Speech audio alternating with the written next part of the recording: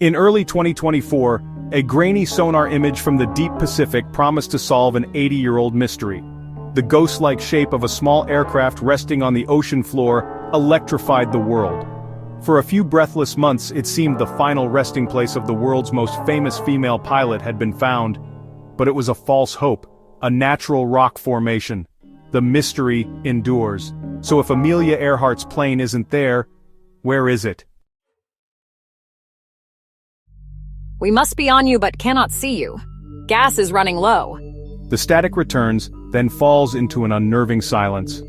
Just after dawn on July 2, 1937, those were among the last words ever heard from world-renowned aviator Amelia Earhart. She and her navigator, Fred Noonan, were in the final, most perilous stretch of their quest to fly around the world. Then, nothing. For over 80 years, their disappearance has remained one of the greatest unsolved mysteries in history. So what really happened out there in the vast, empty expanse of the Pacific? Let's piece together the final, fateful hours of her flight. To understand the final flight, you must first understand the woman in the cockpit. Amelia Earhart wasn't just a pilot. She was a global icon, a symbol of modern, adventurous womanhood, and a powerful voice for women's rights. In an era when aviation was still a frontier for daredevils, she had already become the first woman to fly solo across the Atlantic. But that wasn't enough.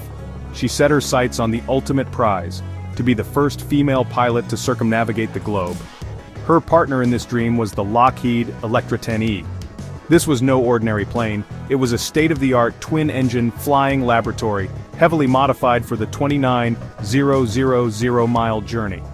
Passenger seats were ripped out, the fuselage crammed with extra fuel tanks, all for the single-minded purpose of achieving maximum range.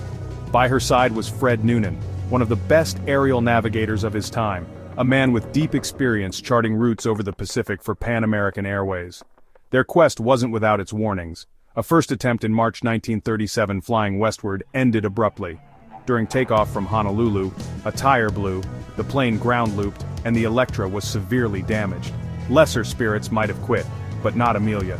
The plane was shipped to California for repairs, and 2 months later, she was ready again. This time, flying east.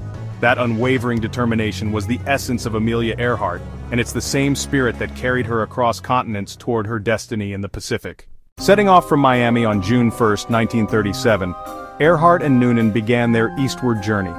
For a month, the world watched as they ticked off one leg after another.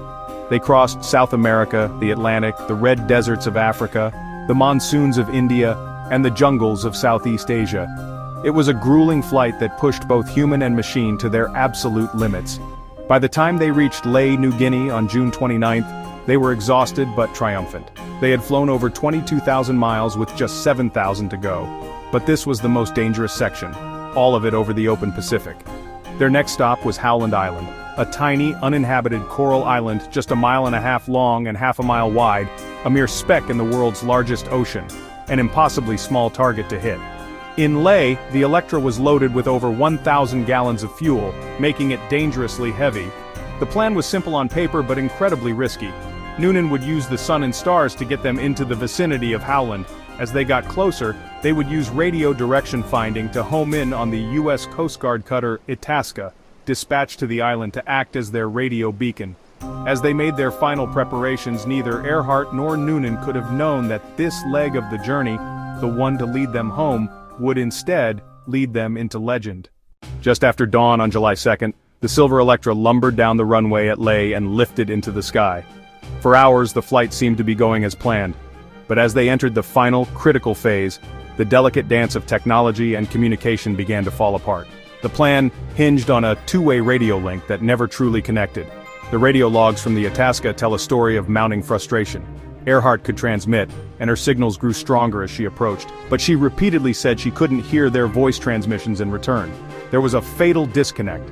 She was broadcasting and listening on different frequencies than the ship, and the communication loop was never closed. Worse, the direction-finding equipment that was supposed to give her a lock on the ship failed. As the sun rose, casting a blinding glare off the water, Earhart's voice came through the static, filled with growing urgency. She reported that she must be right on top of them but couldn't see the island. She was flying at 1,000 feet with gas running low. She was close, but she was flying blind. She couldn't see the island, or the thick black smoke the Itasca was desperately burning to guide her in. We are on the line 157, 337. This was Noonan's navigational line of position, a line that, in theory, passed through Howland Island. Their plan was to fly north and south along this line, hoping to spot their tiny target. Every minute spent searching burned precious fuel. After that transmission, there was only silence. The technology was there, but it was foiled by a cascade of small communication errors at the worst possible moment. If you're finding this investigation as fascinating as we do, take a second to hit that like button and subscribe. It helps us create more deep dives like this one. Aboard the Itasca, the silence was deafening. The ship's crew kept calling out to CAC-Q, Earhart's call sign, but there was no reply. An immediate search began. The cutter steamed through the area where they believed the plane went down, scanning the empty horizon for wreckage, an oil slick, or a life raft. They found nothing. Adding to the tragedy were the navigational challenges of the era. Some suggest that the charts Earhart and Noonan were using may have placed Howland Island off by several nautical miles, an error that could have been fatal when searching for a tiny island in a vast ocean. In the days that followed, the U.S. government launched the largest and most expensive sea and air search in its history up to that point. Dozens of ships and aircraft from the Navy and Coast Guard scoured 250,000 square miles of the Pacific. They flew over nearby islands, including a coral atoll to the southeast, then known as Gardner Island, today called Nikumaroro. No signs of the plane or survivors were reported. After 16 days, the official search was called off. The Navy concluded that Earhart and Noonan had run out of fuel, ditched the Electra in the ocean, and sunk without a trace. The official crash and sink theory is the simplest explanation. It requires no conspiracies, just the brutal realities of navigating over a featureless ocean with dwindling fuel. But with no wreck ever found, a void was left that has been filled with speculation for decades. The most prominent alternative is the Gardner Island hypothesis. This theory suggests Earhart and Noonan, unable to find Howland, turned south along their line of position and crash-landed on the reef of Nikumaroro. Proponents point to artifacts found on the island, including what might be fragments of aircraft aluminum, a sextant box, and the partial skeleton of a castaway discovered in 1940, though the bones themselves have since been lost. The hunt is far from over. Despite the 2024 sonar image near Howland turning out to be a rock, the team that found it, Deep Sea Vision, has vowed to continue its search. Another expedition by the Purdue Research Foundation and the Archaeological Legacy Institute is planned for 2025 to investigate a different object of interest in Nikumaroro's lagoon. The story of Amelia Earhart's final flight is a powerful mix of ambition, courage, and heartbreaking tragedy. It's a story of how a meticulously planned adventure was unraveled by radio static, sun glare, and the unforgiving nature of the Pacific Ocean. Her voice, crackling across the ether in those final moments, reached out for a connection that was never made, leaving a question that has echoed through generations.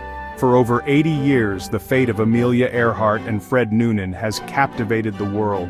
What do you think happened on that final flight? Was it a tragic crash into the deep ocean?